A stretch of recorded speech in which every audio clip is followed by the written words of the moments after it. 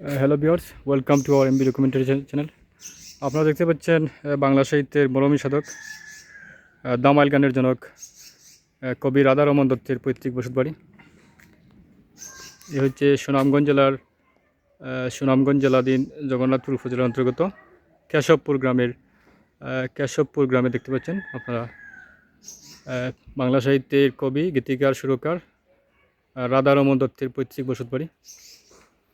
এটি সুনামগঞ্জ জেলা শহর থেকে প্রায় 50 কিলোমিটার দক্ষিণ পূর্ব দিকে থানা জগন্নাথপুর উপজেলার কেশবপুর গ্রামে এই বসতবাড়িটি অবস্থিত।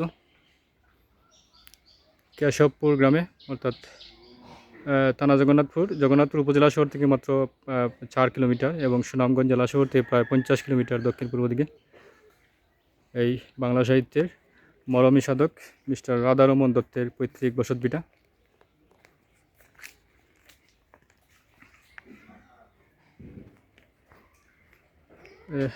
দেখতে পাচ্ছেন তার পৈতৃক বসতভিটাটি।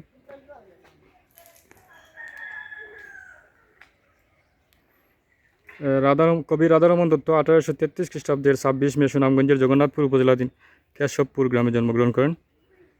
তাহার পিতা রাধা মাধব দত্ত পেশায় একজন কবি ও সঙ্গীত পরিচালক, সঙ্গীত রচয়িতা ছিলেন। আর উত্তরাধিকারী সূত্রে রাধারমণ দত্ত পিতার পেশা বেছে নিতে বেশ আগ্রহী ছিলেন। এই তার পৈতৃক বসতবাড়ি সুনামগঞ্জের থানা জগন্নাথপুর উপজেলার কেশবপুর গ্রামে দেখতে পাচ্ছেন তার পৈতৃক বসতবাড়িটি।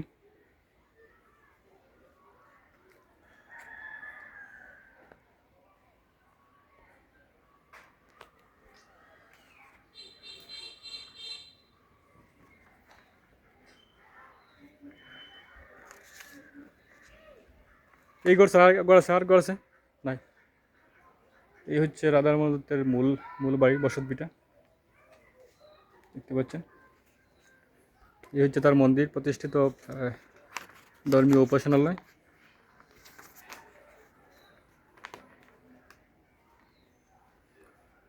আপনারা জেনে থাকবেন রাধারমণ দত্ত তাহার পিতার নিয়ে একজন কবি ও গীতিকার হিসেবে সুনামগঞ্জ অঞ্চলে বেশ পরিচিতি লাভ করলে তথাপি দামাইল গানের জনক হিসাবে গ্রেটার সিলেট অঞ্চলে অত্যন্ত সুনাম এবং দক্ষতা অর্জন করেছিলেন।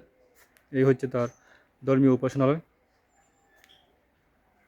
1869 খ্রিস্টাব্দের মাঝামাঝি সময়ে কবি রাধারমণ দত্ত মৌলভীবাজার জেলা সদরের আদপাশা গ্রাম নিবাসী জৈনিক নন্দকুমার সেন অধিকারীর কন্যা গুণময়ী দেবীর সহিত বিবাহ বন্ধনে আবদ্ধ হয়েছিলেন 1869 খ্রিস্টাব্দে। অর্থাৎ সুনামগঞ্জের মরমী কবি রাধারমণ মৌলভীবাজার জেলা সদরের আদপাশা গ্রামে বিবাহ করেছিলেন। তাহাদের বিবাহের পর বাউল রাধারমণ ও গুণময়ী দেবী একে একে মোট 4 জন পুত্র সন্তানের জনক জননী হওয়ার সৌভাগ্য অর্জন করেন। কিন্তু রাধারমণের বয়স যখন 50 থেকে 55 বৎসর, তখন অল্প বৎসরের ব্যবধানে তাহার 3 পুত্র ও স্ত্রী গুণময়ী দেবী একে একে পরলোক গমন করেন, যাহার দরুন রাধারমণ নিজ বসত বাড়ি ছেড়ে দীর্ঘদিন সন্ন্যাসী জীবনযাপন করতে উদ্যত হন এবং বাউল গান ও দামাইল গান রচনায় অধিক মনোনিবেশ করেন।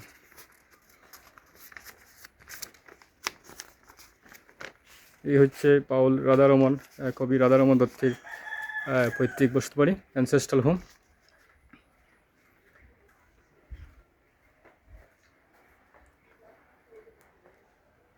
এভাবে 3 পুত্র স্ত্রী গুণময়ী দেবী, এই হলো তার মূল বসতবাড়ি। এভাবে 3 পুত্র স্ত্রী গুণময়ী দেবী মারা যাওয়ার পর দীর্ঘ সন্ন্যাস জীবন অতিবাহিত করে কবি রাধারমণ দত্ত 10 নভেম্বর 1915 খ্রিস্টাব্দে 82 বছর বয়সে শেষ নিঃশ্বাস ত্যাগ করেন। অর্থাৎ এই হলো তার মূল বসতবাড়ি। আপনাদেরকে দেখাবার চেষ্টা করলাম।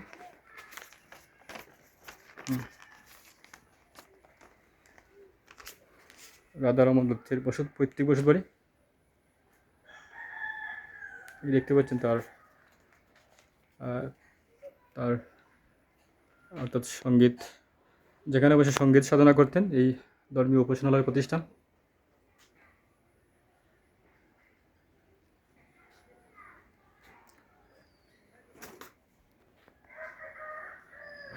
আমি এই মুহূর্তে কবি রাধারমণ দত্ত অর্থাৎ সিলেট অঞ্চলের দামাইল গানের জনক কবি, সুরকার, গীতিকার রাধারমণ দত্তের পৈতৃক বসতবাড়িতে অবস্থান করছি।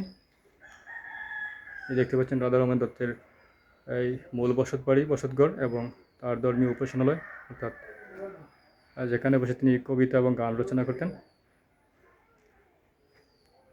এই হলো সুনামগঞ্জের জগন্নাথপুর উপজেলার কেশবপুর গ্রাম, ঐতিহ্যবাহী কেশবপুর গ্রাম দেখতে পাচ্ছেন। এই গ্রামে তার পৈতৃক বসতবাড়ি।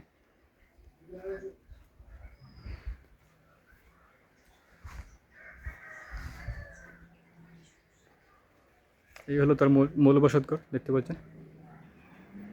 কবি রাধারমণ দত্তের মূল বসতঘর দেখতে পাচ্ছেন আপনারা।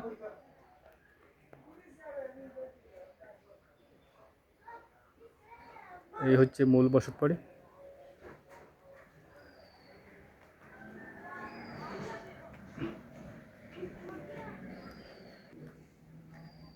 তো আজকের মতো এখানে শেষ করছি। আজকে আপনাদেরকে সুনামগঞ্জের মরমী সাধক, সুরকার, গীতিকার, কবি এবং দামাইল গানের জনক কবি রাধারমণ দত্তের পৈতৃক বসতবাড়ি দেখাবার চেষ্টা করলাম।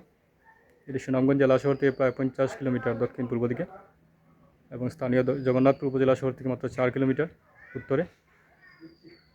তো আজকের মতো এখানে শেষ করছি। খুদা হাফেজ। Thanks a lot for watching this video. Thanks a lot for being with us. Stay well and stay connected. See you later once upon a time with another place, with another video. Okay, thank you very much for watching this video.